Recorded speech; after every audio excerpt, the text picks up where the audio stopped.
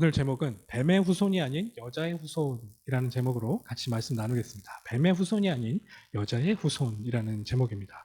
창세기 3장 14절에서 15절 같이 읽었고요. 우리 같이 읽었었던 본문 자체가 우리들에게는 굉장히 익숙하고 많이 읽었었던 본문이기도 합니다. 이 내용을 조금 찬찬하게 당시의 사람들은 어떻게 이해했을까? 그리고 이것이 갖고 있는 성경 전체 안에서의 의미는 무엇일까? 좀 고민해보는 그런 시간이 됐으면 좋겠습니다. 자, 지난주에 제가 여러 가지 이야기들을 많이 했었는데 그중에 여러분 소확행 기억나세요? 지지난주였죠? 소확행. 소소하지만 확실한 행복. 소확행. 요즘 이제 청년들이 많이들 추구하는 그런 부분이에요. 너무 불행하고 너무 이게 고통스러우니까 내가 이것만은 확실하게 이 시간만큼 내가 확실하게 행복을 찾겠다. 그래서 소확행이라는 것들을 많이 추구한다고 합니다. 그때 설명드렸던 대로 그냥 내가 좋아하는 아이스크림을 먹는다든지 정말 이 초콜릿 같은 거 내가 정말 좋아하는 브랜드의 그 초콜릿을 먹는다든지 내가 정말로 좋아하는 그런 식당에 가서 내가 좋아하는 그 요리를 시켜서 먹는 그 순간 작지만 확실하게 행복을 주는 것들을 찾아서 자기 행동 가운데 그것들을 중간중간에 넣는 거예요. 이게 너무 행복하고 싶으니까. 근데 저희 그때 지지난주에 나눴었던 그런 말씀 안에서 저희들이 생각했었던 바는 무엇이에요? 이것이 원래는 우리가 정말 영원하고 완전한 행복을 담을 수 있는 그릇이었는데 그것이 우리 안에 채워질 수 있는 그런 원래 모습이었고 그렇게 디자인된 우리들의 형태였는데 그것을 잃어버려서 그것 아닌 다른 정말 임시방편적인 것들로 내가 그 행복을 추구하고 있는 그런 모습이었구나라는 것을 좀 생각해봤다는 것이죠. 저희들이 창세기 1장 2장을 보면서 하나님이 우리를 디자인하실 때는 하나님의 형상대로 하나님께서 공급하시는 모든 것을 우리가 공급받으며 살 수 있는 그런 존재로 인간만 디자인하셨단 말이에요. 그 하나님이 우리에게 공급하시는 것들을 마음껏 누릴 수 있도록 그걸 하나님께서 우리에게 주셨었고 그렇게 우리에게 공급하셨던 모습이 우리가 봤었던 우리의 창조되는 모습이었다는 거예요. 근데 여기에는 조건이 하나 있어요. 그 행복을 우리에게 주실 분이 하나님 분이 없구나. 우리에게 그 모든 것들을 공급하실 수 있는 유일한 분은 그 하나님이시구나 라는 것을 기억해야 된다는 거예요. 하나님이 나를 만드셨고 이 모든 우주를 창조하시며 지금 이 하나님이 나에게 자녀로서 그리고 하나님의 형상으로서 그 하나님이 갖고 계시는 놀라우신 평안과 행복과 기쁨과 모든 것들을 공급하시는 그 유일한 분이시구나. 그분이 만든 피조물인 나는 그것을 기억하며 그분을 하나님으로 인정하는 것이 유일한 조건이었다. 그것을 할 수 있도록 하나님께서 말씀을 주신 거예요. 본인 스스로 설명하시고 내가 이런 존재다. 자, 내가 너를 그렇게 만들었다.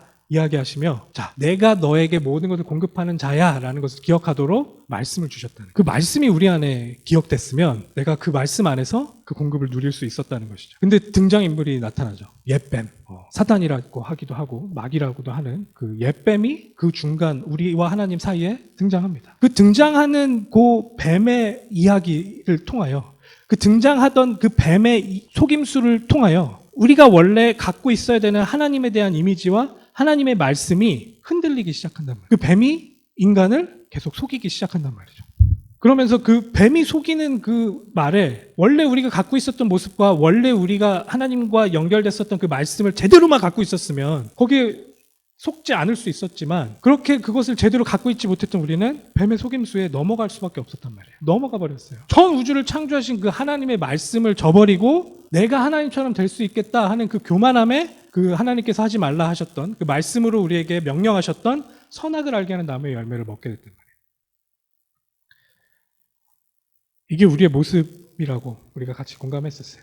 이게 우리였구나. 그런데 그렇게 우리가 우리의 선택으로 하나님을 전 우주를 창조하신 그 창조주를 멀리하고 그분의 그 말씀을 짓밟고 부셔버렸던 우리의 선택을 하나님께서는 알고 계시면서도 그 인간에게 다시 찾아오셔서 뭘 하셨어요? 질문하셨던 거예요. 기범아, 네가 어디 있냐? 이 안타까운 하나님의 마음이 그 안에서 여러분들 느껴지셨어요? 아담아, 네가 어디 있느냐? 하나님이 찾아오세요. 하나님이 찾아오셔서 그 아담에게 질문하세요. 아담아, 네가 어디 있냐? 인간에게 하나님께서 다시금 찾아오셔서 질문하세요. 네가 어디 있느냐? 하나님께서 우리에게 너란 존재가 어떻게 디자인됐는지를 다시금 우리들에게 그 질문을 통해서 깨달을 수 있도록 우리를 계속해서 사랑하시며 우리에게 기회를 주시고 계시는 그 하나님의 모습이 그 안에서 드러났단 말이에요. 제가 말씀드렸잖아요. 저는 그 본문을 보면서 항상 우리 하나님은 너무나도 화가 나 계시고 너무나도 인간을 어떻게 해서든 괴롭히고 싶어 하시는 그런 하나님이시구나라고 생각을 했었는데 자세히 그 본문을 읽고 묵상을 하다 보니 그 하나님께서 하나님의 뜻대로 그냥 우리를 짓이겨버리시고 그 자리에서 우리를 벌하시고 끝내버리시고 그럴 수도 있었던 그 하나님의 선택 가운데 그 선택을 저버리시고 하나님께서는 우리에게 직접 찾아오셔서 질문하시며 우리를 어떻게 해서든 돌리기 위한, 우리를 어떻게 해서든 거기서 건지기 위한 그 약속을 그 안에 담아서 우리들에게 계속 말씀하고 계셨다. 계속 질문하고 계셨다. 그걸 우리가 본문을 통해서 같이 나눴단 말이에요. 하나님과 연결돼 있으셔야 돼요. 하나님과 어떻게든 우리가 하나님의 공급이 무엇인지 우리가 이 말씀을 통해서 깨달을 수 있어야 되는 거예요. 그래서 다음 슬라이드 보시면 오늘 전체적인 그거는 이 내용입니다. 좀 민망한데요. 대확행. 이건 뭘까요? 크지만 확실한 행복이에요. 크지만 확실한 행복.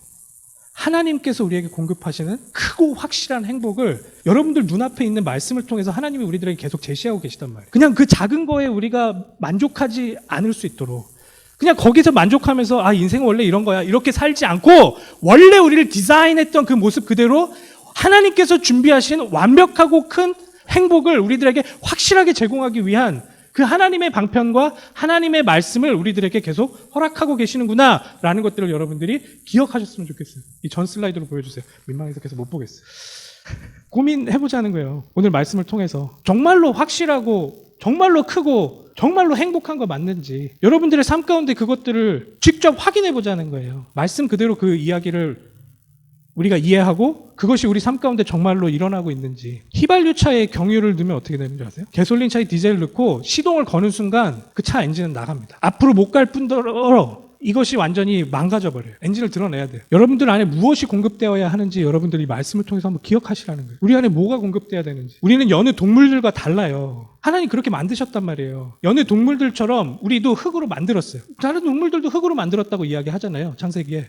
그런데 인간은 흙으로 만들었는데 그 흙인데 그냥 흙이 아니에요. 거기에 뭐를 불어넣으세요? 하나님이? 생기를 불어넣으세요. 그 생기를 통해 우리를 영적인 존재로 하나님께서 만드셨단 말이에요. 그래서 다른 동물들은 그 하나님을 알아볼 수도 하나님을 찾을 수도 없어요. 그런 감각 기능이 없어요. 그런데 인간만 우리는 하나님을 알아보고 하나님을 관계할 수 있는 존재다라는 것을 우리는 기억해야 된다는 거예요. 동물들은 그냥 그 자연의 양육강식이 지배하는 그 세상 가운데 살아남기 위해서 나보다 약한 것을 잡아먹고 그 안에서 그렇게 짓밟으면서 살아야 되는, 살아남기 위해서 내 힘으로 노력해야 되는 그런 동물들과는 다르게 하나님께서 하나님의 생기를 불어넣어서 하나님의 형상으로 인간은 하나님께서 공급하시는 영적인 필요를 따라 우리 모습이 그 모든 것들을 통치하고 그 모든 것들을 다스릴 수 있도록 인간을 하나님이 특별하게 디자인하셨단 말이에요. 근데 왜 우리는 계속 그 하나님의 형상을 저버리고 계속 동물의 형상으로 가려고 우리의 선택들을 계속 그쪽으로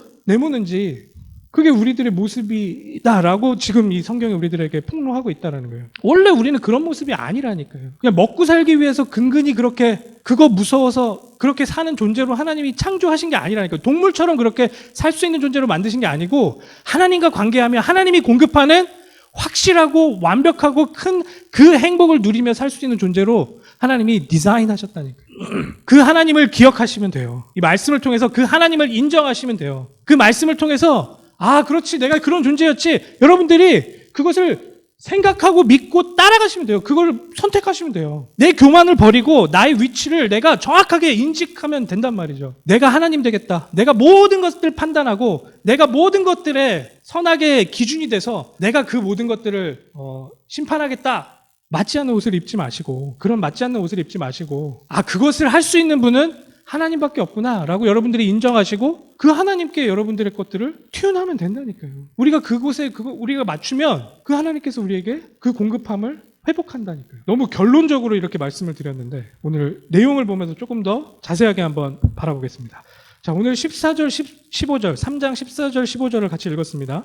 성경 있으신 분들은 같이 보면서 한번 생각해 보시면 좋겠는데, 자, 지금 이 서론 때 한 이야기가 무엇인가? 이 성경 전체 안에서 이게 어떤 내용인가? 한번 고민해 보시고 이번 한 주간은 깊이 있게 한번 묵상해 보세요. 여호와 하나님이 뱀에게 이르시되, 뱀에게는 누가 너에게 이렇게 했냐 이런 거 안 물어보시죠. 하나님께서는 이 뱀의 존재를 알고 계세요. 그 뱀의 존재가 어떤 역할을 하고 있는지도 하나님은 알고 계세요.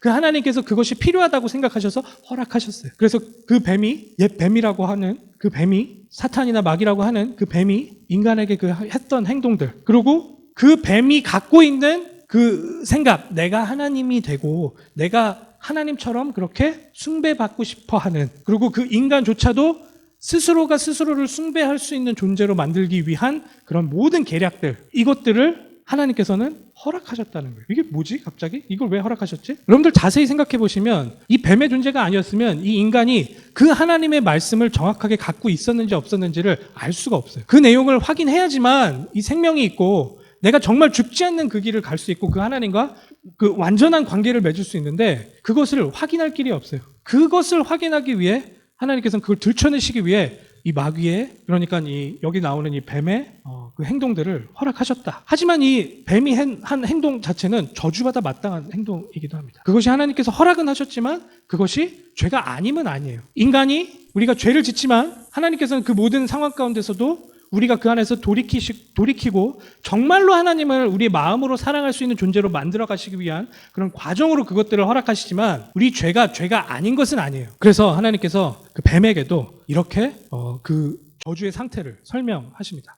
네가 이렇게 했으니 네가 모든 가축들과 들의 모든 짐승보다 더욱 저주받아 배로 다니고 살아있는 동안 흙을 먹을지니라. 이 굉장히 함축적이지만 굉장히 의미심장한 이야기가 이 안에 담겨져 있어요.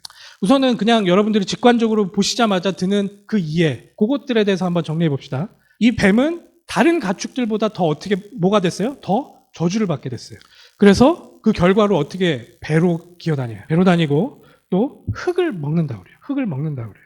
저희 이제 중세 때 있었던 그런 벽화나 이런 것들을 보면 이제 하와이에게 그 과일을 이제 유혹하는 그런 장면들이 많이 그려져 있는데 그 장면들에는 뱀의 손과 발이 다 달려져 있어요. 그래서 중세 때 기억으로는 손과 발이 있었는데 그게 없어지면서 배로 기어다니게 됐고, 그리고 이 뱀은 흙을 먹는, 진짜로 원래는 흙을 먹지 않는 존재였는데 흙을 먹는 존재가 되었다. 이렇게 생각했었던 게 이제 중세 시대 때의 그런 생각이었던 것 같아요. 그래서 그런 그림에 그런 것들이 나눠져 있는데 당시 사람들은 좀 근데 그렇게 생각은 하지 않았다라는 것이 이제 좀 다른 자료들과 함께 생각해봤을 때 나오는 결론이에요.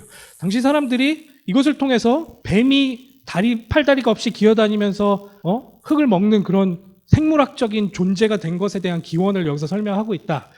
라고 그 당시 사람들은 생각하지 않고 이 은유적인 이 이야기를 통해 뱀이 당한 상황, 뱀의 지금 저주스러운 상황을 묘사하고 있구나라고 이해했을 것으로 추정합니다. 뱀이 지금도 흙을 먹지 않잖아요. 근데 여기서 왜 이런 흙을 먹는다라는 표현을 했을까? 이것은 우리가 다른 성경 구절을 찾아보면 좀 쉽게 이해할 수 있는데 시편 72편 7절에서 9절에 보면 그의 날에 의인이 흥왕하여 평강의 풍성함이 달이 닿을 때까지 이르리로다. 그가 바다에서부터 바다까지와 강에서부터 땅끝까지 다스리시니 광야에 사는 자는 그 앞에 굽히며 그의 원수들은, 여기서부터 중요합니다. 그의 원수들은 티끌을 핥을 것이며 여기서 말한 이 티끌이 흙이라는 뜻이에요. 그것을 핥는다. 그러니까 지금 저희는 뭐 예상컨대 이 시편에서 설명하고 있는 것은 이제 그리스도를 이야기한다라고 볼 수 있는데 그 그리스도의 원수가 되는 그 존재는 티끌을 핥게 될 것이다 라고 하면서 그 원수가 처한 저주스러운 상황을 이런 상황으로 묘사하고 있다는 것이에요. 굴욕적인 모습으로 그 티끌을 핥는 모습으로 다른 성경에서는 설명하고 있어요. 이사야서 49장 23절에서도 보면 왕들은 내 양부가 되며 왕비들은 내 유모가 될 것이며 그들이 얼굴을 땅에 대고 내게 절하고 내 발에 티끌을 핥을 것이니 라고 설명을 합니다. 이것은 이 저주받은 그 원수들이 어떤 형태로 저주받은 모습으로 비참하게 있는지 그것을 극적으로 나타내는 당시의 관용구적인 설명인 것이에요. 티끌을 핥는다, 흙을 먹는다. 이 말은 뭐냐? 다른 말로 굉장히 저주스러운 상황 가운데 있구나. 네가 굉장히 굴욕적인 상황 가운데 있게 될 것이다 라는 그 모습을 보여준다는 거예요. 당시 사람들은 이것을 지금 이 뱀이 결국에는 하나님의 저주를 받아 저런 굴욕적인 상황으로 내려앉았구나 라고 볼 수 있는 거죠. 그렇게 읽었었구나. 그러고선 15절에 내가 너로 여자와 원수가 되게 하고 내 후손도 여자의 후손과 원수가 되게 하리니 여자의 후손은 내 머리를 상하게 할 것이요 너는 그의 발꿈치를 상하게 할 것이니라 하시고, 그러면서 이 뱀의 후손과 뱀에 대한 이야기, 그리고 이 여자와 여자의 후손에 대한 이야기, 이렇게 설명을 하고 있다는 것이죠. 그 당시 사람들은 이것을 이해할 때 저희들이 지금 그냥 직관적으로 이해하고 제가 지금 설명드렸던 것처럼 이 뱀이 굉장히 저주를 받아 굴욕적인 상황으로 하나님이 내려앉히셨구나. 그래 그 후손들과 여자의 후손의 관계가 이런 식으로 형성이 될 것이구나. 이렇게 이해를 했을 것이다라는 것이죠. 근데 이게 지금 창세기 같은 경우에는 지금 우리가 읽었었던 1장, 2장 그 배경 가운데 3장이 들어있고, 그 3장이라는 것은 창세기 전체의 내용 가운데 들어있고, 그 창세기라는 것은 모세 오경의 중간의 내용으로 들어있고, 또 모세 오경 그리고 창세기 지금 읽었었던 이 본문은 성경 전체 안에서 이 내용이 들어있다라고 여러분들 함께 통전적으로 이해하시는 게 되게 중요해요. 여기서 지금 이야기하고 있는 것이 이 뱀의 상황에 대해서 이야기하고 있는 것을 1차적으로는 이 당시에 있었던 사람들이 이해하기로는 이렇게 저주당했구나 라고 이해하는 것이 첫 번째로는 필요해요. 그런데 성경 전체를 놓고 보니 이게 또 다르게 우리에게 이해되어지는 거예요. 이게 무슨 의미지? 구약 전체를 통틀고 신약 전체를 통틀어서 이 내용을 보니까 우리들에게 새로운 이해가 그 안에 담겨져 있음을, 영적인 것이 그 안에 담겨져 있음을 여러분들 알 수가 있습니다. 저는 여기서 저희 이제 그 구약 스승님이 주신 그 자료들을 계속 보고 같이 그 안에서 묵상하고 하면서 정리된 내용들을 조금 설명을 드리고 싶은데, 저주를 받아 배로 다니고 살아있는 동안 흙을 먹을지니라. 흙을 먹는다. 이 말이 첫 번째로는 1차적으로는 뭐라고요? 저주받은 상태구나. 근데 이 성경 전체를 통해서 흙을 먹는다. 이게 무슨 의미일까? 이것에 대해서 구약은, 신약은 어떻게 보고 어떻게 해석하고 있는가? 아까 말씀드렸죠. 저희 인간을 하나님께서 처음에는 뭘로 만드셨죠? 티끌. 이게 흙이라는 거예요. 그러면 이 뱀이 인간을 먹으면서 그렇게 존재하는 것인가? 인간을 먹는 것인가? 예전에는 저도 그렇게 설명을 드렸던 것이 있어요. 그 일견 한 부분은 뭐 좀 이해될 수 있는 부분이 있지만, 근데 조금 더 자세히 보면 인간만 흙으로 만들었어요. 아까 설명드렸을 때 하늘에 나는 새들과 동물들도 다 흙으로 만들었단 말이에요. 조금 더 배경적인 내용을 설명을 하자면, 모든 생명이 있는 것들, 네페시 하야, 이 모든 생명이 있는 것들은 이 땅에서 나오게 되어 있어요. 그게 창세기의 질서 중에 하나였어요. 바다에서 나왔나요? 아니에요. 이 땅에서 그것들이 생성되어지고 만들어지는 것들을 보게 됩니다. 창세기 1장 1절에 하나님께서 어떻게 말씀하시죠? 태초에 하나님이 천지를 창조하시니라. 하늘과 땅을 만드셨다. 제가 요거 설명드릴 때 요런 견해를 하나 설명드렸었잖아요. 저는 좀 그것을 지지하는데, 그때 만든 하늘과 하나님께서 이후에 창조를 자세하게 설명하면서 만드는 그 하늘과는 다른 종류의 하늘일 것이다. 자, 창세기 1장에서 만든 그 하늘은 하나님이 계시는 그 3층 천에 있는 하늘을 그때 만드시고, 그 여기서 설명하는 땅은 이 우주, 지금 이 유니버스, 우리가 지금 경험할 수 있는 요 땅을 그때 만드셨고, 이제 세밀하게 첫째 날부터 시작해서 그 땅에 있는 그 흑암 공허 곤돈을 점점 더 생명이 있을 수 있는 그런 질서로 하나님이 만들어 가시는 과정을 자세하게 좀 기록했다. 그렇게 이해를 한다면 하나님이 계시는 그 하늘과 지금 우리가 존재하고 우리가 지금 경험할 수 있는 이 땅이 그렇게 구분되어져서 하나님께서 처음에 창조하셨던 그 모습을 기억할 수가 있어요.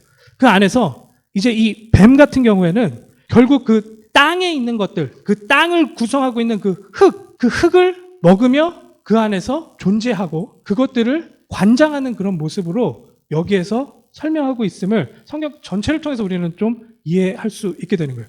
이게 무슨 말이야? 갑자기 너무 좀 억지스럽게 이야기하는 거 아니야? 이렇게 설명이 이해가 될 수 있겠는데, 이런 것들을 신약의 기자들이 어떻게 보는지를 설명하면서 한번 다시 따라가 볼게요. 자, 고린도전서 15장 47에서 49절 보면, 고린도전서 15장 47절 49절. 첫 사람은 아담입니다. 첫 사람은 땅에서 났으니 흙에 속한 자이거니와, 이 첫 사람 아담은 땅에서 났대요. 지금 이 바울이 설명하고 있는 내용이에요. 첫 사람은 땅에서 났으니 흙에 속한 자이거니와 둘째 사람은 하늘에서 나셨느니라. 이 둘째 사람은 누구죠? 예수 그리스도를 이야기합니다. 첫째 사람은 이 땅에 속해져 있어요. 근데 둘째 우리 아담, 예수 그리스도는 하늘에 속해져 있어요. 무릇 흙에 속한 자들은 저 흙에 속한 자와 같고, 무릇 하늘에 속한 자들은 저 하늘에 속한 이와 같으니 우리가 흙에 속한 자의 형상을 입은 것 같이 또한 하늘에 속한 이의 형상을 입으리라. 이게 지금 바울이 설명하고 있는 그리스도를 통한 우리의 구원의 상태에 대한 모습인 거예요. 자, 이 뱀이 지금 흙을 먹으며, 첫 번째로는 흙을 먹는다라는 것이 이게 저주받은 상태이구나라는 것을 우리가 알 수 있었지만, 그것이 의미하고 있는 영적인 내용으로 봤을 때는 이 세상의 권세를 잡은 것들을 이야기하고 있다는 거예요. 원래는 이 모든 것들을 통치하는 것은 아담이었어요. 그 아담이 갖고 있었던 그 통치권이 지금 이 사단에게 넘어간 장면들이 이곳에서 은유적으로 설명되고 있음을 우리들이 볼 수가 있어요. 그래서 지금 이 성경의 기자들은 이 세상을 통치하고 있는 그 존재에 대해서 계속 경고하고 있고 이야기하고 있다라는 것이에요. 우리 지난주에 목사님께서 그 귀신의 내용에 대해서 잘 정리해 주셨잖아요. 그 귀신을, 영적인 존재를 우리는 지금 보지 못하고, 그것이 뭐 지금 이렇게 과학의 세계 가운데, 그리고 우리 같이 이렇게 이성을 존중하는 이런 세계 가운데서는 이해되어지지 않고, 난 그렇게 그걸 인정하고 싶지 않은 내용일지 모르겠지만, 우리 주님께서, 우리 예수님께서 그것에 대해서 폭로하시고 설명하고 있다. 그 내용을 통해 우리가 그 존재가 어떻게 우리를 속이고 있는지에 대해서 알아야 된다, 이런 말씀을 하셨잖아요. 최초의 성경에서부터 그 내용은 계속 우리들에게 계시되어져 왔었던 내용이라는 거예요.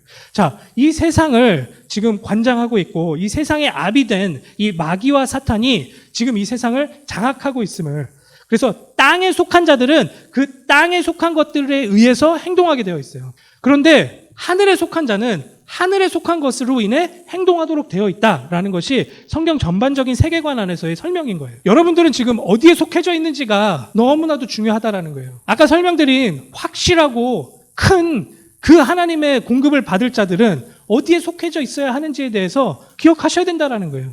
요한복음 8장 43절 44절입니다. 어찌하여 내 말을 깨닫지 못하느냐?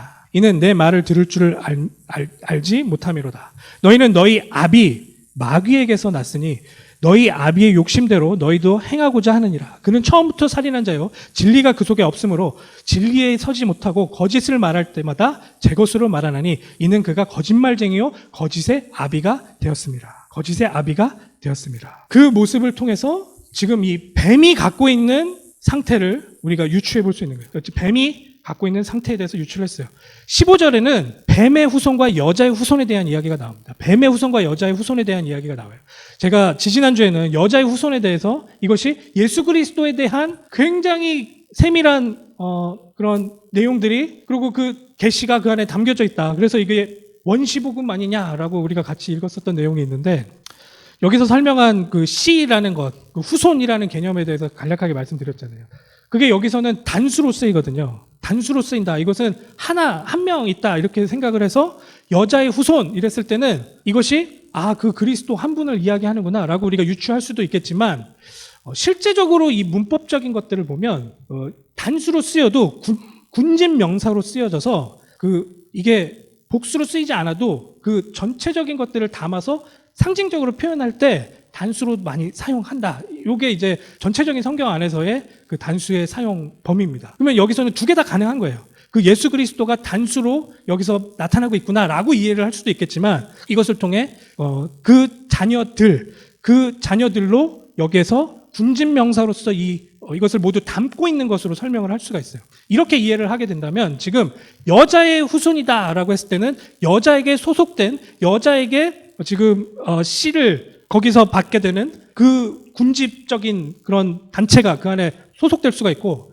너의 후손, 그러니까 뱀의 후손이다라고 이야기했을 때는 뱀에게 소속되고 뱀에게 장악된 그 후손들이라고도 이야기할 수가 있어요.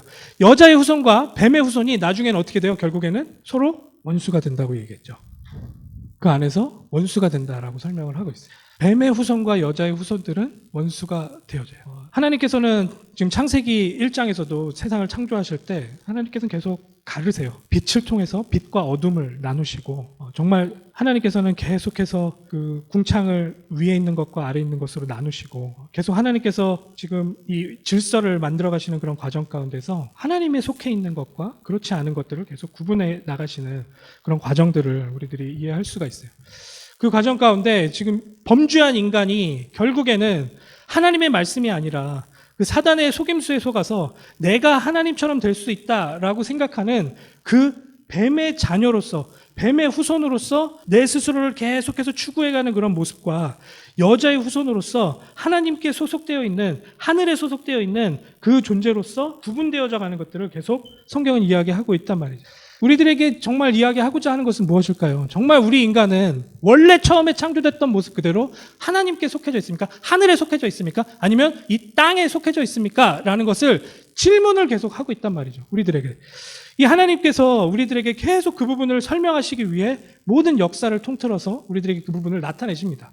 나중에 이 하와가 가인을 낳습니다. 가인을 낳은 장면을 통해서 이게 나의 씨를 얻은 그런 여자의 후손이구나. 이 후손을 통해서 뱀의 머리를 박살내겠구나. 이렇게 생각을 했었지만 우리는 결과를 알고 있잖아요. 그 가인은 여자의 후손이 아니에요. 뱀의 후손이에요. 그 선택을 하는, 그 땅에 있는 것들을 선택하는 그 존재라는 것이죠. 우리에게 하나님께서 허락하시는 이 여자의 후손은 하나밖에 없다라는 것을 우리는 성경 말미에 가서야 이해를 하는 거예요. 예수 그리스도를 통해 하나님께 속한 자에게 우리가 같이 연합할 수 있도록 우리의 문을 여신 그 하나님의 놀라운 계획들을 우리는 그 감격을 통해서 깨달아 간다는 것이죠. 그래서 아까 읽었었던 요한복음 8장을 통하여 너희 아비 마귀에게서 너희들은 낫다. 그 아비 마귀는 계속해서 거짓말하고 속이는 자다라는 것을 폭로하셨단 말이에요. 누가? 예수님께서. 빌립보서 3장 18절에서 21절에 보면 이 교회 안에 있는 자들이에요. 교회 안에 이제 성도다, 세인트다라고 이야기하는 자들에게 바울이 설명하는 내용이에요. 자, 너희들은 왜 벌써 이제는 하늘에 속한 자로 그리스도를 통해서 그렇게 하나님께로 소속된 자임에도 불구하고 왜 계속 인간의 소욕을 따라서 땅에 있는 것들을 따라서 너 스스로를 속이고 그 안에서 멸망의 길을 계속 가려고 하느냐라고 이야기한단 말이죠. 제가 이것들을 읽어드릴게요. 빌립보서 3장 18절에서 21절입니다. 내가 여러 번 너희에게 말하였거니와 이제도 눈물을 흘리며 말하노니 막 너무 답답해서 지금 이야기하고 있어요. 눈물을 흘리면서 이야기하고 있어요. 여러 사람들이 그리스도의 십자가의 원수로 행하느니라. 그들의 마침은 멸망이요 그들의 신은 배요. 배라는 거예요. 이 배부르기 위해서 모든 것들을 행동한다는 거예요. 이 배가 내 모든 것의 그 결정의 최우선에 있어서 배부르기 위해서 모든 선택을 하고 있는 너의 그 모습. 그래서 결국엔 이 배가 너한테는 신이 됐구나, 가시 됐구나 이렇게 이야기하면서 계속 설명합니다. 그 영광은 그들의 부끄러움에 있고 땅의 일을 생각하는지라. 땅에 있는 것들을 계속해서 추구하고 생각하고 있는 그 성도라고 칭해진 그 사람들에게 울면서 지금 바울이 이야기하는 거예요. 그러나 우리의 시민권은 어디에 있어요? 하늘에 있는지라. 거기로부터 구원받은 자, 곧 예수 그리스도를 기다리노니 그는 만물을 자기에게 복종하게 하실 수 있는 자의 역사로 우리의 낮은 몸을 자기 영광의 몸의 형체와 같이 변하게 하시느니라. 원래 우리는 하늘에 속한 자였는데 우리의 선택으로 그 하나님에게 연결돼 있고 그 하나님의 통치를 우리 스스로가 내버리고 땅에 속한 자가 됐어요. 이 땅이라 함은 지금 여기서 성경 전반적으로 설명하고 있는 대로 이 마귀라고도 하고 사단이라고 하는 그 존재가 장악하고 있는 그 존재를 그 상태를 이야기하는 거예요. 이 말은 이것은 모든 것이 물질적인 것은 악하고 하나님의 나라 그 하나님의 것들은 고결한 것이니 이 모든 물질적인 것들은 우리는 다 폐기해야 된다. 이런 이야기가 아니에요. 그래서 창세기 1장, 2장이 중요해요. 이 모든 세상도 누가 만드셨어요? 하나님이 만드셔서 그 하나님께서 그것들을 선하다라고 설명하셨고 그 선한 것을 제대로 선한 것으로 누리려면 그 하나님의 존재에 대해 인정하고 하나님과 연결이 돼 있어야 이 모든 것들을 다스리고 이것들을 통해서 하나님을 누릴 수 있는 그런 존재로서의 삶을 살아갈 수 있는 그런 모습으로 우리를 하나님의 형상으로 만드셨다라는 것이 창세기 1장, 2장의 설명이라는 거예요.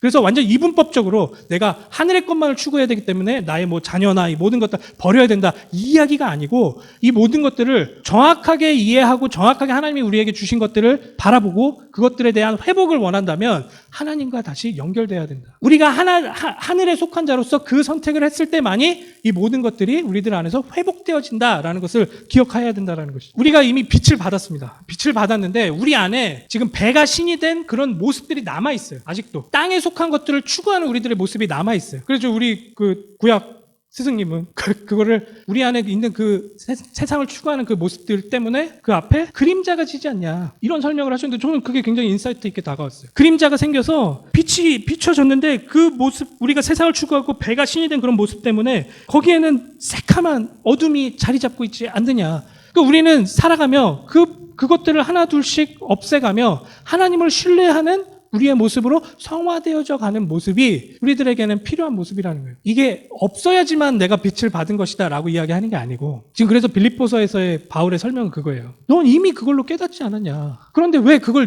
잊어버리고 하나님이 너에게 모든 걸 공급하는 그런 존재로 하나님이 우리를 그렇게 부르셨는데 그리스도를 십자가에서 걸어서 피 흘려 죽이면서 우리를 거기서 건져내셔서 그 죄 가운데서 우리를 건져내셔서 하나님의 것들을 추구하는 사람으로 그렇게 우리를 불러냈는데 그리스도의 십자가로 우리를 불러냈는데 왜 계속 너는 그 세상의 것들을 계속 추구하면서 그 하나님의 십자가를 필요 없는 것으로 만드느냐. 여기서 우리는 하나님을 믿는 믿음, 다른 말로 하나님을 신뢰하는 그 신뢰로 이 모든 것들을 바꿔져 나가야 되는 그런 우리들의 모습을 계속 설명하고 있단 말이에요.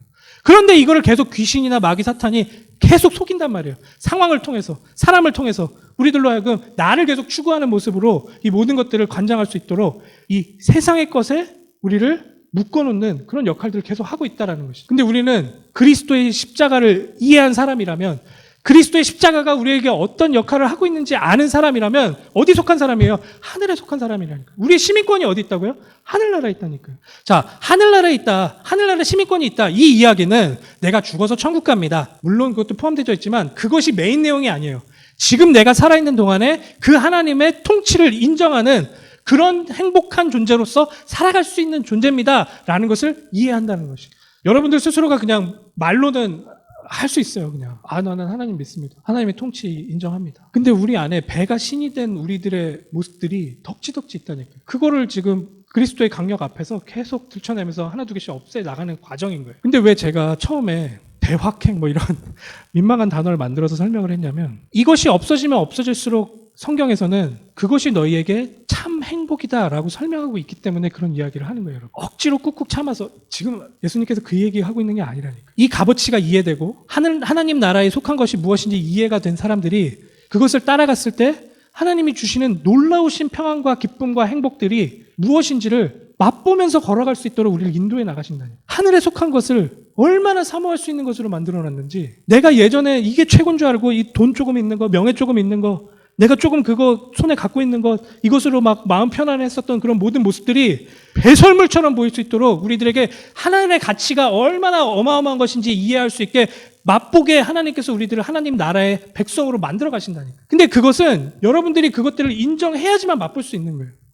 내가 지금 이렇게 추구하고 이것 때문에 고통당하고 있었는데 이걸 내가 놓고 하늘의 것들을 붙들었을 때 하나님이 주시는 이 참 행복과 기쁨이 이런 것이지, 이것이구나, 그것을 간증하는 것이 하나님 나라 백성이라는 거예요. 우리들 삶 가운데 그게 멈춰져 있으면 안 된다는 거예요. 그것을 계속 회복해야 된다는 이야기예요. 예수님 통해서 그 모든 것들을 회복하기 위해서 어마어마한 일을 해놓으셨는데, 난 입술로 고백해요. 십자가 보면서 그래, 저 십자가 내 죄 때문에 돌아가신 거야. 근데 이 문제는 해결 못 하실 것 같은데요.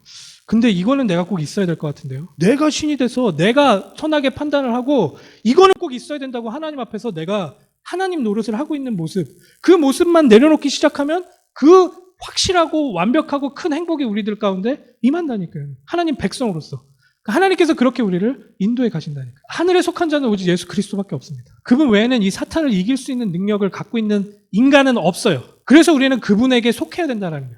그분의 승리가 우리의 승리가 될 수가 있기 때문에 우리는 그분을 통해서만 이 사단의 권세 가운데서 빠져나올 수 있다는 거예요. 더 이상 우리는 동물처럼 살지 않았으면 좋겠어요. 이게 너무 극단적으로 얘기해서 죄송한데, 좀 지금 이 창세기에서 설명하고 있는 모습이 그런 모습이어서, 이제 우리가 다음에 읽어갈 때 이제 남자, 그러니까 아담과 이 여자가 받는 그런 저주에 대해서 설명을 하면서 우리 상태가 완전히 이제 그냥 생존을 위해서 살 수밖에 없는 그런, 그것 때문에 땀 흘려서 살 수밖에 없는 그런 존재임을 밝히시는 내용이 나오기 때문에 좀 그게 연결돼서 여러분들한테 그런 표현을 했는데, 생존을 위해서 살지 않는 존재가 될 수 있도록 예수 그리스도가 우리를 위해, 그 죄 문제를 위해 십자가에서 돌아가셨다는, 우리는 이제 하늘에 속한 자가 되는, 하늘로 공급받는 그 공급을 지금도 누릴 수 있도록 우리를 인도하신단 말이죠.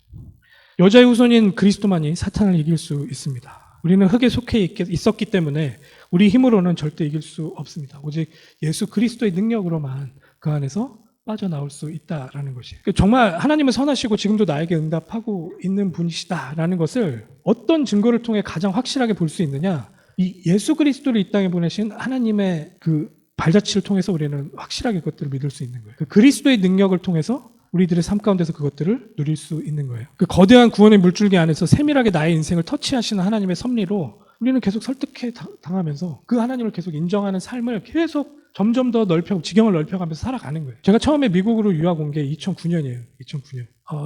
2007년, 2008년, 그러니까 제가 군대를 전역한 게 2006년이었고, 2007년, 2007년에는 제가 친구들이랑 이제 한국에서 사업을 했어요. 왜 사업을 했냐? 저는 대학도 못 나왔었고, 그때 할 수 있는 게 없었고, 취직도 할 수 있는 상황이 잘 안 됐어요. 그래서 저랑 뉴질랜드에서 유학하던 친구 하나가 자기가 조그맣게 사업을 시작하는데 좀 와서 도와달라. 말이 좋아서 사업이지 그냥 거기 가서 일을 한 거예요. 거기서 일을 하면서 여러 가지 사역도 했었죠. 교회에서 청년으로서 열심히 모든 것들을 하면서. 근데 그 상황 자체가 너무 고통스러운 상황이었어요. 그때 마침 저희 집은 망한 상태였거든요. 경제적으로 저를 뭐 도와줄 수 있거나 서포트 해줄 수 있는 상황도 아니었어요. 뉴질랜드에서 유학을 하다 다시 돌아왔는데 다시 뉴질랜드로 가서 학교를 마무리할 엄두조차 못 내고 있었어요. 그러니 사업을 했죠. 거기 가서 일을 하고 모든 걸 다 은행에 뺏기고 큰 집에 살다가 갑자기 원룸에서 네 가족이 같이 살아야 되는 상황이 된 거예요. 근데 그 상황이 저를 너무 힘들게 하더라고요. 너무 무섭게 하는 거예요. 그것 때문에 뭘 할 수가 없어요. 내 미래 또한 내 스스로를 믿지 못하니까 거기서 무너지는 거예요. 계속. 결국에 우울증이 오더라고요. 교회에서는 열심히 사역했다니까요. 우울증이 왔다는 소리를 듣고 저 스스로가 좀 하나님 앞에 정말로 기도하는 시간을 가졌던 것 같아요. 내가 하나님을 안 믿고 있군요 라는 것을 그 우울증을 통해서 깨닫게 됐어요. 나는 내가 생각하는 하나님이 누구십니까? 라는 것을 내 개인한테 물어봤던 게 처음이었던 것 같아요. 남한테 들었던 거 말고 내가 물어봤던 게 처음이었어요. 몇 달을 아침마다 우울증 걸리면 아침에 일어나서 행동하기조차 싫거든요. 그 날이 안 왔으면 좋겠어요. 그냥. 근데 그런 우울감이 나를 지배하고 있는 그 시간대에 하나님 은혜죠. 성경을 피게 하시더라고요. 그러면서 그리스도의 십자가만 묵상하도록 하셨어요. 예수님의 십자가만 몇 달 동안 묵상했어요. 아침에. 내 기분이 좋아질 때까지 아침마다 묵상했어요. 조금씩 보이는 거예요. 이 어마어마한 하나님의 사랑이 무엇인지. 나 같은 존재 때문에 왜 독생자가 그렇게 십자가에서 처참하게 죽었어야만 했는지. 그리고 내 안에 하나님을 인정하지 않고 나만을 추구하면서 동물처럼 살아가고 있던 나의 모습들이 벌거벗은 것처럼 계속 드러나는 거예요. 하나님 앞에서 너무 죄송했어요. 그리고 그 은혜가 너무 감격스러웠어요. 내가 잘해서 그것에 편입되는 게 아니다라는 것이 계속 깨달아졌어요. 아, 하나님의 은혜였구나, 이게. 하나님의 은혜구나. 나중에 급기야 이 우울증 걸린 것조차도 감사하게 되더라고요. 하나님 이거 알게 하시려고 나 이렇게 하셨구나. 그 회복되니까 여러 가지 것들을 이제 하나님 앞에서 사실적으로 힘을 얻고 도전하기 시작했던 것 같아요. 그러면서 2009년에 이제 유학을 미국으로 가야 되겠다. 뭐 여러 가지 그런 배경적인 내용이 있지만, 근데 저는 아예 엄두를 못 냈거든요. 왜냐하면 우리 집은 지금 망해서 어머니 아버지는 신용이 그렇게 좋지 않은 상태고, 그때만 해도 우리는 유학 비자를 얻으려면 재정적인 것들을 다 했어야 되는 상황이니까 이유가 있으면 될 거고 아니면 안 간다. 하나님께서 나를 인도하실 거다. 덜커덕 비자가 나왔네요. 비자가 나와서 미국으로 유학을 갑니다. 미국 안에서도 와서 제가 할 수 있는 게 없으니까 부모님이 억지로 짜내서 제 첫 학비랑 비행기표만 해주셨거든요. 와서 교회에 있는 집에 얹혀 살면서 눈칫밥 먹으면서 장로님들이 와서 너 언제 나가냐 맨날 물어봐요. 빨리 나가라고. 아니면 돈을 내라. 아, 좀만 기다려달라. 미국 와서 학비 내고 뭐 하고 딱 20불 남았는데 다다음 날부터 아르바이트 하면서 매일 생활을 했어요. 그렇게. 그러면서도 저는 계속 저를 인도하시는 하나님에 대해서 계속 확인해 가는 작업들을 하나님이 하게 하셨고, 마지막으로 그 상황에서 제가 라이드가 없으니까 차가 없잖아요. 라이드를 받아야 되는 상황에 차가 없으니까 어떻게든 뭐 한국에 계신 분의 차를 빌리기도 하고, 그때 이제 보혜사 뭐 알던 때인데 연애할 때는 아니고 이제 교회 아는 동생이었는데 한국에 있다고 그래서 그러면 걔 쓰던 차를 내가 좀 빌려야 되겠다. 그래서 전화했더니 쓰라고. 그래서 이제 그 차 타고 다니다가 이제 보혜가 한국에서 미국으로 오는 날짜가 된 거예요. 그 차를 주면 저는 이제 아무것도 할 수가 없는 거예요. 쥐어짜내서 모았는데 돈이 한 1,000불 모았었어요. 내일이면 당장 이 차를 줘야 되는데 하나님 날 인도하신다면서요. 그러면서 기도도 안 돼요. 그때는 막 머리도 아프고 막 속도 미식거리고 지금 이 상황 가운데서 어떻게 살아남아야 될까 막 여러 가지 생각을 하다가 하나님께서 말씀을 생각나게 하셨는데 마태복음에서 산상수훈 말씀이 생각났어요. 하늘에 나는 새들을 봐라, 들풀 봐라. 저거 다 내가 먹이고 한다. 하물며 내 자녀인 너를 내가 책임지지 않겠니? 너무 감사하게 그 말씀이 제 안에 부딪히면서 너무 평안해지더라고요. 아, 그래, 걸어 다니면 되지 뭐. 자전거 타면 되지 뭐. 하나님 나랑 함께 하시는데. 근데 갑자기 저녁에 저랑 별로 친하지도 않았던 친구한테 전화가 왔어요. 아, 기범아 너 차 구하니? 내가 아는 분이 차를 폐차를 하려고 그러는데 폐차하는 돈이 더 든대. 그래서 1,000불에 차를 가져갈 수 있게 주겠대. 그 제가 가서 그 차 갖고 오면서 하나님 앞에 울었어요. 그러니까 이게 차를 줬다 이게 중요한 게 아니고, 만나를 통해서 하나님이 나를 인도해 가시고, 이런 하찮은 내 인생까지도 하나님께서는 그렇게 소중하게 신음까지도 응답하시며 선한 길로 나를 인도해 가시는 그분이 신뢰되기 시작했다라는 거예요. 그분을 믿기 시작하면서부터 좀 인생이 많이 바뀌었던 것 같아요. 저는 그것 때문에 이분을 전달하기 위해 목회자가 됐고, 그걸 어떻게 해서든 설명하기 위해 이 긴 설교를 하고 있습니다.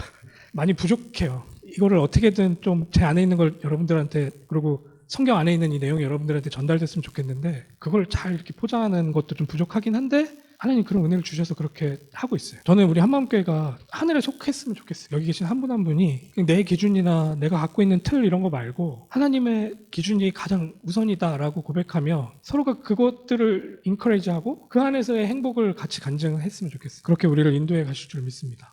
좀 긴 설교 들어주셔서 너무 감사한데, 이 내용 안에 하나님께서 지금 어떤 복음의 내용을 그 안에 담고 계시는지, 우리를 속이는 존재에 대해서 우리는 너무나도 쉽게 생각하는 건 아닌지, 우리가 정말 확실한 큰 행복을 누릴 수 있는 하나님을 인정하는 그것에 우리의 시선과 마음을 드릴 수 있기를 성령님께 간구하며 기도했으면 좋겠습니다. 제가 기도하겠습니다.